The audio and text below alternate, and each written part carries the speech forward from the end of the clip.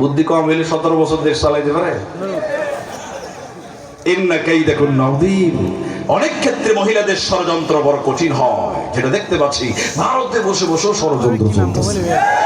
কিন্তু যতই ষড়যন্ত্র হোক, আমরা বলতে চাই এই জাতি ঐক্যবদ্ধ হতে শিখে গেছে। কথা যেরকম ঠিক কিনা?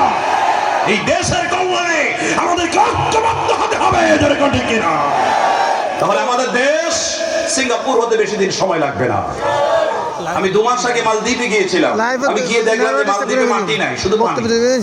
মালদ্বীপে যে রাজধানী মালে, মাত্র 1.5 কিলোমিটার। তাদের এয়ারপোর্ট অনেক ছোট, অনেক কষ্ট করে বানিয়েছে, মাটি নাই। একটা গাছ লাগালে কত টাকা খরচ করতে হয় গাছটাকে মানুষ করতে, কারণ সেটা বালু, সেখানে মাটি নাই। আমাদের দেশ সোনার দেশ, কথা কম না? যেটাই লাগান সেটাই হয়। এদেশের মানুষের বুদ্ধি বেশি, পরিশ্রমী। বহির্বিশ্বে আপনাদের এখানে অনেক ফরেনার আছে, বিদেশে গেলে আমি তাদের সাথে দেখা করি। তারা সেখানে টাকা ইনকাম করে দেশে পাঠাচ্ছে, তাদের যোগ্যতা আছে, মেধা আছে। এই দেশ আমরা যদি পরিশ্রম করি সিঙ্গাপুর বানাতে পারবো। শুধু দুর্নীতিমুক্ত দেশ করতে হবে আমাদেরকে। সুতরাং আগামীতে কোনো দুর্নীতি আমরা দেশে দেখতে চাই না। কথা জোরে কোন ঠিক না? এটা আমাদের দেশের জন্য, দেশের প্রতি ভালোবাসা, এটাও তো ঈমানের অঙ্গ। কথা কোন ঠিক না?